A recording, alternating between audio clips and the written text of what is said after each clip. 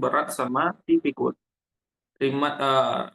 Tadi ya, ringan sama dijinjing dan berat sama dipikul. Kurang lebih itu 5 klasifikasi akad. Dan kemarin sempat kita singgung juga ya, bahwasanya Rasul juga punya kerjasama bisnis yang musakoh dengan orang Yahudi di Khaybar.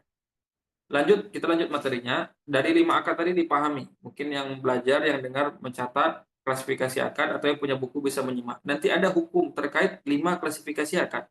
Keterangan. Poin A, dari kelima akad di atas, sosial, akad komersil, sosial, tolong menolong, jaminan kepercayaan, kemudian kerjasama bisnis, akad kerjasama. Dari kelima akad di atas, ada akad yang konsekuensinya memindahkan hak milik dan ada akad yang tidak memindahkan hak milik. Akad yang memindahkan hak milik, contohnya akad muawadhat, komersil, itu seluruhnya memindah, konsekuensinya pindah hak milik. Yang kedua ada akad tabaruat, akad sosial, tabaruat ngasih ya, seperti hibah, wakaf, wasiat, ini pindah hak milik. Nah, dipahami. Jangan sampai salah-salah. Tadi ada yang konsultasi ya, saya ngisi kajian, dia bertanya, Ustadz, bagaimana hukumnya jual beli mobil?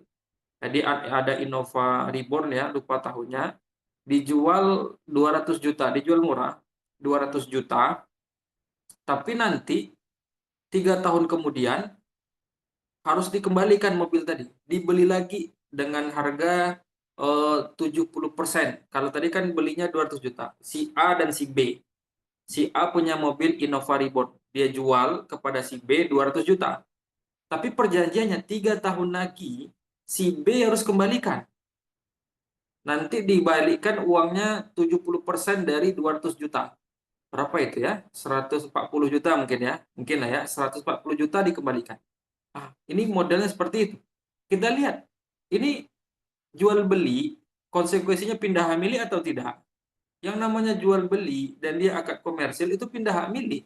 Kok bisa kita beli mobil, tapi hak memilikinya cuma 3 tahun, nanti harus kembalikan. Nah, ini berarti tidak jual beli. Itu contohnya ya. Jadi harus dipahami.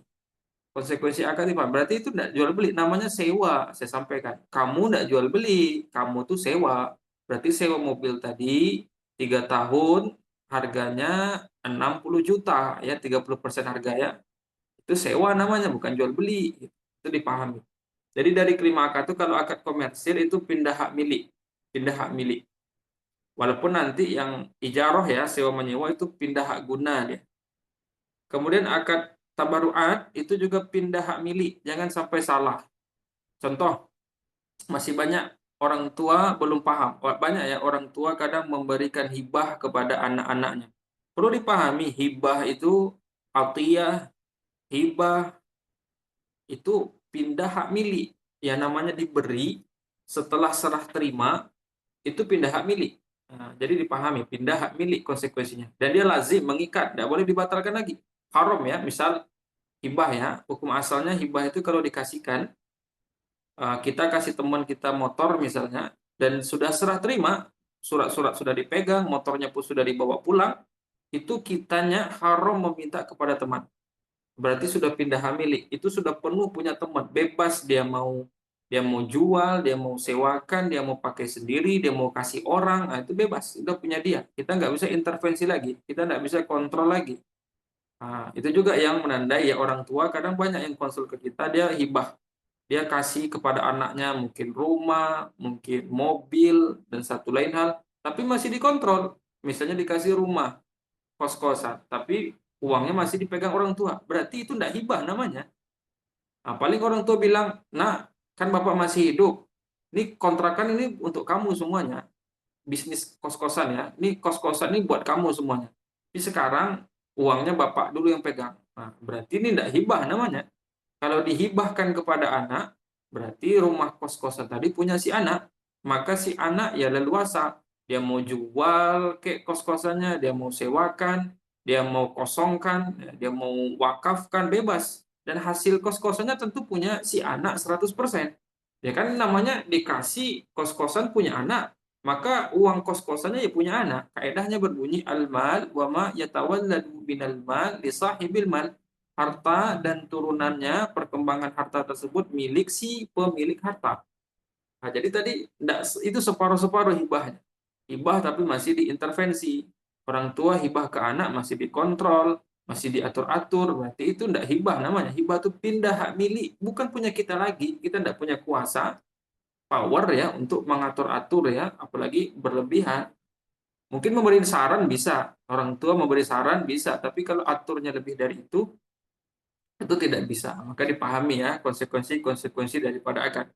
Sementara dari 5 kelompok akad itu, sementara ada akad yang dia tidak memindahkan hak milik, seperti akad irfak dan akad tausiqat dan akad syarokah. Ini tidak pindah hak milik. Irfak tadi hutang. Kita pinjam uang 100 juta itu pindah hak miliknya sementara ya. Dalam arti 100 juta itu harus balik ke kita. Penggantinya, ya rudu badalahu, harus kembali badalnya, penggantinya. Demikian juga nanti akad irfak, akad seperti wadiah, seperti wakalah itu tidak pindah hak milik. Tausikot, gadai. Barang gadai itu tidak otomatis pindah hak milik. Barang gadai selamanya milik siapa? Milik pemilik barang gadai. La taghlaq la yaghlaku ar-rahan min sahibihi allazi rahanahu, kata Nabi sallallahu alaihi wasallam bersabda, jangan halangi barang gadai dari pemiliknya yang telah menggadaikannya. Jangan pernah halangi barang gadai dari si pemiliknya yang telah menggadaikannya. Tidak bisa pindah hak milik otomatis, tidak bisa. Yang poin B, ada akad yang tidak harus dilakukan saling ridho. Nah, jadi dari kelima klasifikasi tadi, ada akad yang tidak harus dilakukan saling ridho. Cukup satu orang ridho, sah dia. Dalam arti tidak harus menunggu persetujuan penerima, karena sifatnya searah. Intinya nanti ada beberapa akad itu dia searah. Itulah akad tabaruat. Tabaruat itu dominannya akadnya searah. Seperti hibah itu searah. Kita kasih, kita taruh saja. Misalnya kita tinggal, kita punya bingkisan, makanan, bingkisan, kita gantung di pintu, gagang pintu teman, ya sudah, berarti itu sudah ngasih. Terserah terima teman itu redo atau tidak, terima atau tidak, bukan urusan kita. Yang penting kita ngasih itu hibahnya sah. Hibahnya sudah sah, dan biasanya sunnah kalau diberi hadiah tidak boleh ditolak. Wala taruddu al hadiah, jangan pernah menolak yang namanya hadiah. Jangan menolak yang namanya hadiah. Kadang ada yang berpendapat menolak hadiah itu hukumnya haram, atau menerima hadiah itu hukumnya sunnah, ditekankan atau sampai derajat wajib. Sementara ada akad yang lain harus dilakukan saling redho, seperti jual beli, sewa menyewa, itu harus saling redho dua belah pihak. Kalau akad tabaruat, akad sosial itu searah.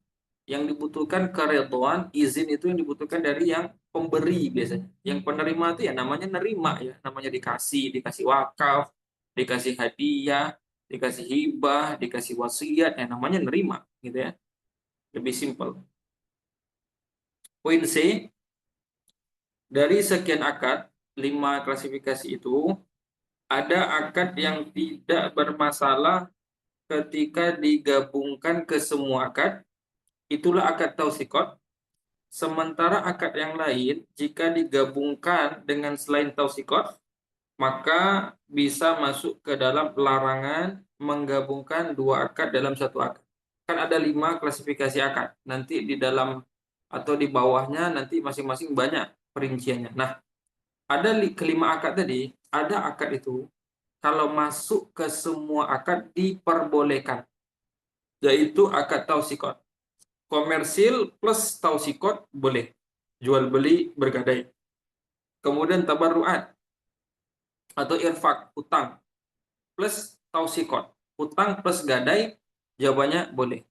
Kemudian syirkah tadi, mudharabah untuk si pengelola plus gadai, jawabannya boleh. Nah, mungkin seperti hibah, seperti itu juga. Nah, jadi akad tausikot, jaminan kepercayaan ya, itu bisa masuk ke semua akad. Berbeda dengan selain tausikot. Kita singkirkan akad tausikot, tinggal 4. Ada komersil, ada sosial, ada tolong-menolong, ada akad kerjasama bisnis. 4 akad ini, ikhwah, wa akhwat, ini kalau digabungkan random ya, digabungkan satu sama lainnya, ini bisa masuk ke dalam larangan hadis Nabi. bisa terlarang, bisa dia berpotensi terlarang. Saya ulangi, kalau tinggal 4 ya, selain akad kita hilangkan akad jaminan kepercayaan. 4 ini kalau digabung satu sama lainnya, ini masuk ke dalam larangan hadis Nabi Shallallahu Alaihi Wasallam. Nah, sebagaimana Rasul bersabda, di sini potongannya di halaman 21, la yahilu salafun wa bai'un wa la syartani fi bai'in. Tidak halal menggabungkan utang dengan jual beli dan tidak halal juga membuat dua akad, menggabungkan dua akad untuk satu transaksi. Jadi nanti ada membuat dua persyaratan, ada akad utama, ada akad syarat untuk satu transaksi itu dilarang. Itu dilarang. Nah, jadi dipahami ya. Nah, kalau akad itu ada yang digabung, ada dua akad ketika bergabung boleh, yaitu semua akad ketika bergabung dengan jaminan kepercayaan boleh. Ada akad yang digabungkan dia tidak boleh. Contohnya tadi, wala syartani fi bai'in, tak boleh menggabungkan dua akad dalam satu transaksi. Contoh, di sini ada dibuat di sini. Di sini keterangan penulis salah satu di antara makna hadis ini adalah menggabungkan dua akad dalam satu akad, di mana akad kedua merupakan syarat untuk akad pertama. Ada istilahnya akad satu, akad utama, plus akad dua itu syarat untuk akad satu. Contohnya biar mudah ya. Misal, si A dan si B. Si A, dia ingin beli eh, mobil kepada si B. Si A mau beli mobil kepada si B. Si A ingin beli mobil kepada si B.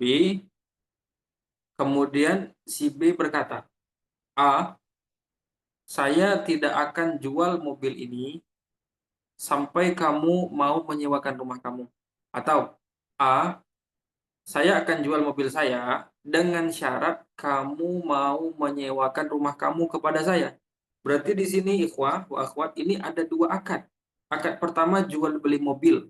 Si B akan menjual mobil. Akad kedua Pak, sewa menyewa. Perhatikan redaksi si B. A, saya akan jual mobil saya dengan syarat kamu sewakan rumah kamu kepada saya. Berarti ada dua di situ. Ada jual beli plus sewa menyewa. Jual beli adalah akad satu, akad utama. Adapun sewa menyewa adalah akad kedua yang dia merupakan syarat untuk akad pertama. Karena redaksinya pahami ya. A, saya akan jual mobil saya dengan syarat kamu sewakan rumah kepada saya. Berarti mafhum sebaliknya, kalau kamu tak mau sewakan rumah kepada saya, maka saya tak akan jual mobil kepada kamu. Itu maknanya seperti itu. Yang seperti ini masuk ke dalam salah satu makna larangan hadis Nabi Sallallahu Alaihi Wasallam, la yahilu wala syartani fi bai'in. Tidak boleh membuat dua persyaratan, dua akad ya dipersyaratkan untuk satu transaksi. Ini ada di sini sebagai contohnya. Di sini dibuat ya seperti yang saya sampaikan. Si A tertarik ingin membeli mobil si B, tapi si B baru mau menjualnya jika si A mau menyewakan rumahnya. Nah, jadi redaksinya kayak yang saya sampaikan. A, saya akan jual mobil saya ke kamu, tapi dengan syarat kamu sewakan rumah kamu kepada saya. Jawab, ini tidak boleh. Karena ada dua akad yang dilakukan bersamaan. Pertama, jual beli mobil dan sewa rumah.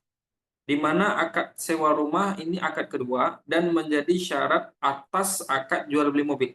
Jadi kita buat alurnya akad satu dalam kurung jual beli mobil, panah ke bawah akad utama, plus akad kedua dalam kurung sewa menyewa rumah, kasih panah ke bawah berarti syarat untuk akad utama. Ini dilarang. Ini yang seperti ini dilarang. Terakhir di halaman 22, contoh lain.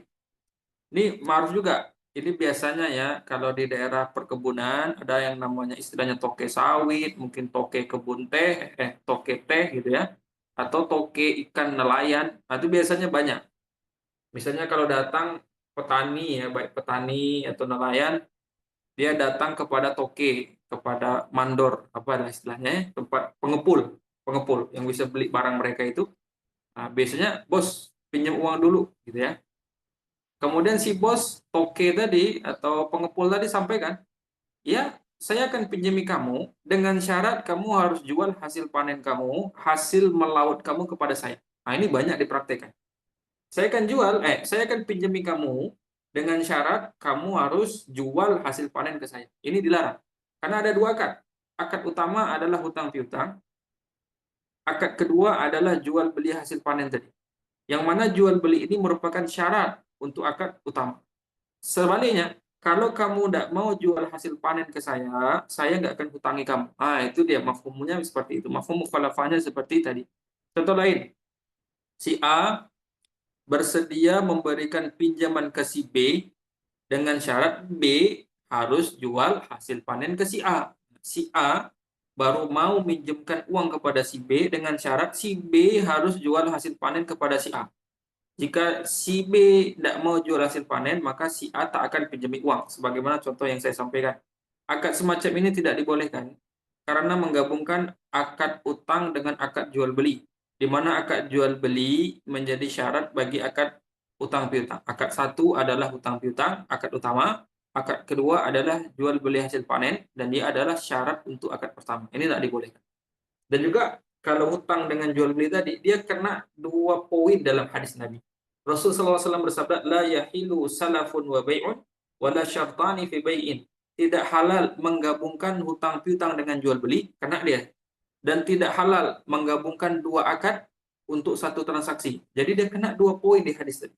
Menggabungkan hutang piutang dengan jual beli itu sudah kena poin 1. Poin kedua, pelanggarannya adalah membuat 2 persyaratan, 2 akad sekaligus untuk 1 akad. Itu juga kena 2 poin sekaligus ya. Nah, jadi di sini keterangannya ini contoh ya. Kalau 4 akad ya, selain akad jaminan kepercayaan tausiqat, selain itu kalau digabungkan bisa bermasalah. Hutang piutang dengan jual beli dengan sewa menyewa itu jadi bermasalah. Namun ini berbeda jika yang digabungkan adalah akad tausiqat, jaminan kepercayaan, karena akad ini bisa digabungkan dengan akad apapun, seperti jual beli bergadai, kredit bergadai, hutang bergadai, mudharabah bergadai, itu bisa. Jadi perhatikan itu poinnya, ada akad yang ketika digabungkan boleh, 2 akad digabungkan boleh, ada yang 2 akad ketika digabungkan menjadi tidak boleh. Nah, itulah pembelajaran kita pada sore ini. Pertemuan selanjutnya kita akan bahas poin ketiga ya. Pembagian akad dilihat dari keterikatannya. Ini masalah lazim dan jaiz ya. Itu materi selanjutnya. Wallahu a'lam. Ada yang ditanyakan? Ada yang ditanyakan? Oh, ini ada 2.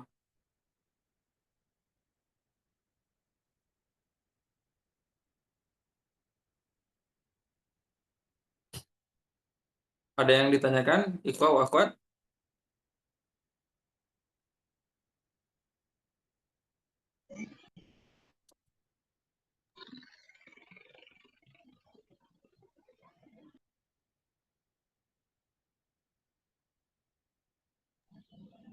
Kepada peserta tolong ada yang Kalau mau bertanya. bertanya silakan.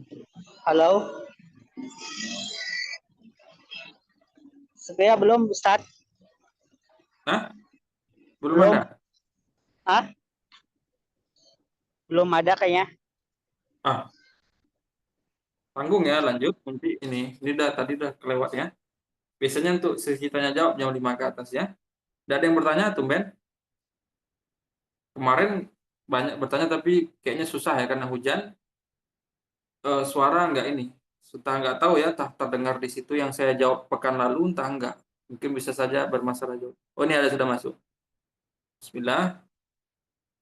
Afwan Ustadz izin bertanya, gimana hukum hibah yang tidak ada bukti hitam di atas putih? Jazakallah khair. Baik. Kalau ditanya hukumnya secara syariat, hibah yang tidak ada hitas di hitam putihnya ya, administrasinya tidak ada ya, ke legalitasnya tidak dibuat secara kenegaraan. Kalau ditanya sah atau tidak, jawabannya sah. Secara syariat sah. Hanya saja nanti ketika bersengketa kalah gitu. Ketika bersengketa ya, misalnya ada yang gugat, ada yang eh, apa namanya itu dia klaim sebaliknya, itu kita kalah. Tapi kalau ditanya sah atau tidak, jawabannya adalah sah. Hanya saja idealnya dibuat administrasinya hitas hitam putihnya biar itu bukti ya. Kalau sengketa jalur hukum kita sudah punya legalitas. yang bisa membuktikan itu sudah punya kita. Hati-hatinya seperti itu. Wallahu a'lam. Ada yang lain?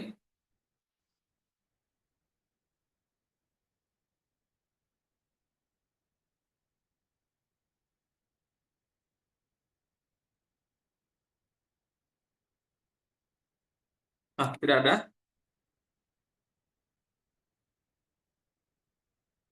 Ayo yang lain. Bapak atau Ibu siapa yang ingin bertanya?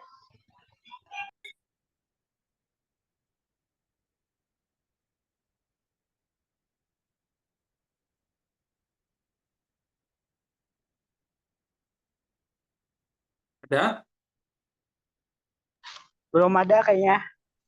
Ya udah, enggak apa-apa ya. Ya lanjut aja Hmm. ke Ustadz materinya. Silakan. Kita tambah sedikit materinya ya. Kita lanjut. Kita masuk ke poin ketiga. Ketiga yaitu pembagian akad dilihat dari keterikatannya. Ini kalau tadi dari tujuan dan bentuknya, sekarang dari keterikatannya. Intinya akad itu nanti dibagi, ada istilahnya akad yang lazim, ada akad yang jaiz. Akad lazim, apa itu akad lazim? Akad lazim yaitu akad yang mengikat kedua belah pihak, sehingga salah satu pihak tidak bisa membatalkan kecuali persetujuan pihak yang lain.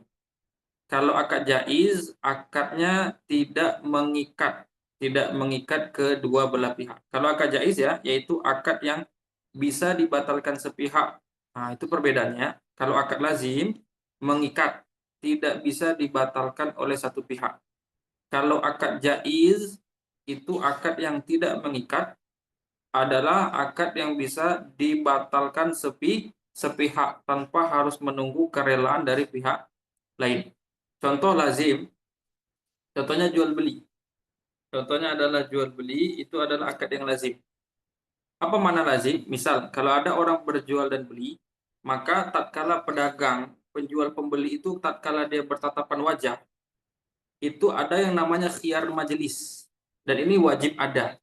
Khiyar itu adalah hak berpikir ya untuk lanjut transaksi atau membatalkan transaksi. Jadi misalnya saya punya kol ya, saya jual kol sekilo 10.000. Ada yang beli, dikasihnya uang 10.000, saya bungkus plastik, saya kasih kolnya, uang saya ambil, saya masuk laci. Selama kami bertatapan wajah, selama kami mengobrol, mungkin tanya pula kampungnya di mana, kita ngobrol ya sampai 1 jam, maka selama tatapan wajah, belum pisah wajah, belum pindah lapak dianya, atau belum pulang dianya, itu jual beli belum mengikat, belum lazim. Dalam artian, baik saya penjual atau si pembeli tiba-tiba menyesal, berubah pikiran, si pembeli tidak jadi jual atau saya tidak jadi jual, pembeli tidak jadi beli, boleh, karena belum mengikat. Misal dia udah beli nih, udah bayar 10.000, uang sudah masuk laci, saya sudah catat omset gitu ya, ngobrol, rupanya 1 jam kemudian ditelepon sama istrinya, bang, call-nya nggak jadi, maka dia balik, kan kita harus kembalikan uang, dikembalikan call, kita kembalikan uang karena akad belum mengikat. Kalau akad yang sudah mengikat, contohnya sama, jual beli kol tadi, saya penjual kol, dia beli 10.000, sekilo 10.000, kemudian dia kasih uang 10.000, saya kasih kol sekilo, kemudian dia langsung pergi ke toko samping, berarti kan sudah pisah wajah, sudah pisah badan. Tiba-tiba dia ditelepon istrinya bahwasanya, bang nggak jadi beli, jangan beli kol, saya nggak mau masak kol. Dia kembali ke kita, kemudian dia ngomong, Pak, saya nggak jadi beli kol. Itu nggak bisa lagi batal. Karena ketika dia pindah ke lapak samping, ketika sudah berpisah badan, akad jual beli menjadi lazim, menjadi mengikat, dan tidak boleh dibatalkan sepihak. Itu maknanya ya, kalau biar paham itu makna akad lazim. Selanjutnya ada akad jaiz. Akad jaiz itu akad yang dia tidak mengikat. Dalam arti kapanpun bisa dibatalkan. Seperti akad qard, akad ariyah, dan akad wakalah ya. Kapanpun, walaupun sudah lama dimulai, seperti syirkah itu akadnya jaiz, akad asalnya. walaupun sudah lama orang mulai, tapi tiba-tiba dia ingin berhenti dan keluar dari kerjasama bisnis atau dari akad, jawabannya boleh. Karena akadnya adalah jaiz ya, jaiz untuk kedua belah pihak. Akadnya tidak mengikat, boleh dibatalkan oleh boleh dibatalkan sepihak saja dan boleh dibatalkan kapan saja. Hanya saja nanti kalau kerjasama bisnis ada kode etik yang poin lainnya ada kode etik yang harus diperhatikan. Tapi kalau ditanya asalnya hukum syirkah itu apa? Asalnya akadnya jaiz. Jaiz itu akad tidak mengikat. Sewaktu-waktu siapapun berhak membatalkan dan sewaktu-waktu bisa membatalkan.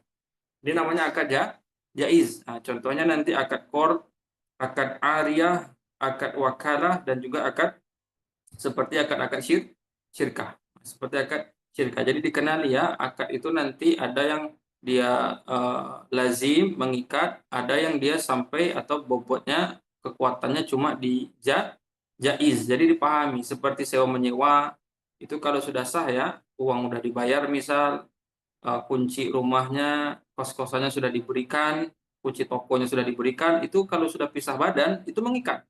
Sebelah pihak tidak bisa batalkan. Akad lazim bisa nggak batal? Bisa. Batalnya dengan dua belah pihak. Batalnya dengan dua belah pihak. Jadi itu pembahasan lazim dan jaiz. Kemudian udah paham ya, ada lazim, ada istilah jaiz. Kemudian dilihat dari tingkat lazim dan jaiz. Akad dibagi menjadi tiga. Pertama ada akad itu lazim ke dua belah pihak. Dua belah pihak dia lazim untuk dua belah pihak sehingga siapapun tidak bisa membatalkan secara sepihak. Contohnya jual beli dan sewa menyewa. Kemudian yang kedua ada akad jaiz. Jaiznya ke dua belah pihak. Berarti kedua pihak ini itulah akad yang bisa dibatalkan secara sepihak siapapun pelakunya. Karena dua belah pihak dia jaiz tanpa harus meminta izin pihak yang lainnya. Seperti akad wakalah, akad yang mewakilkan, akad musyarakah, atau akad wadiah, titipan. Ini akadnya jaiz. Misalnya kita titipkan motor ke teman. Tiba-tiba kita berubah pikir, saya ambillah motornya. Tidak masalah. Tidak perlu minta izin dia mau nggak mengembalikan motor atau tidak perlu. Atau sebaliknya dia, kita titip motor ke teman. Tiba-tiba dia berubah pikir, akhi ambil saja motor kamu. Ya dia tidak perlu izin kita. Kita mau ngambil atau tidak, enggak. Karena itu hak dia yang menerima titipan dan pun hak kita yang menitipkan. Itu maksudnya ya. Kemudian ada akad semacam ini ya yang jaiz dua belah pihak ini, akad semacam ini bisa dibatalkan satu pihak. Kemudian yang C adalah lazim di satu pihak dan jaiz di satu pihak. Contohnya akad gadai. Akad ini lazim bagi yang menyerahkan barang gadai. Orang yang memberikan barang gadai, dia minjem utang 200 juta. Kemudian dia gadaikan surat-surat rumah, maka dia tidak boleh minta lagi. Setelah dikasih, dipegang sama orang tadi, dia tidak bisa membatalkan akad gadai tadi. Karena mengikat untuknya. Sampai utang lunas baru gadai kembali. Tapi untuk yang penerima barang gadai, jaiz. Jaiz itu dia boleh menerima, boleh tidak. Misalnya dipegang surat rumah orang. Repot nih pegang surat rumah orang. Dipanggilnya, Pak, ini surat rumah kamu ya? Kan kamu hutang ke saya. Ya kamu pegang aja suratnya sendiri. Nah, itu ya. Untuk si pemegang barang gadai, dia bebas. Dia jaiz. Dia bisa menerima barang gadai tersebut atau dia kembalikan lagi. Nah, itu pilihannya kembali kepada si pemegang barang gadai. Ataupun pemilik barang gadai yang menyerahkan barang gadai itu setelah dia serahkan, diterima, dia tidak bisa jual, tidak bisa apa-apakan lagi itu barang gadai. Karena itu tunggu lunas baru barang gadai bisa kembali. Jadi itulah ya pembahasan kita di sore ini. Selanjutnya kita masuk tema baru lagi ya. Tema barunya yaitu mengenal akad jual beli. Jadi tadi lebih general ya, akad itu apa dan beberapa hukum seputar akad, pengklasifikasian akad, akad sah tidak sah. Kemudian dari masing-masing akad muamalah itu nanti ada yang dia kekuatannya lazim, ada yang dia adalah jaiz. Dan pertemuan selanjutnya kita akan masuk mengenal akad jual beli. Kita mulai mengerucut. Ini tema baru. Ini sudah masuk tema baru ya. Ini asalnya kita bahas pertemuan selanjutnya. Wallahu alam. Ada yang ditanyakan? Tidak ada sepertinya Ustaz. Karena waktu udah Tidak ada. Mau Oh hampir iya, mau itu maghrib. juga. Oh iya, itu saja mungkin ya. Kalau tidak ada, kita akhiri ya. Mungkin pertanyaannya disimpan untuk pertemuan selanjutnya. Wallahu a'lam. Sallallahu ala nabiyyina Muhammad wa ala alihi wa ashabihi ajma'in. Wa akhiru da'wana alhamdulillahi rabbil alamin. Assalamualaikum warahmatullahi wabarakatuh.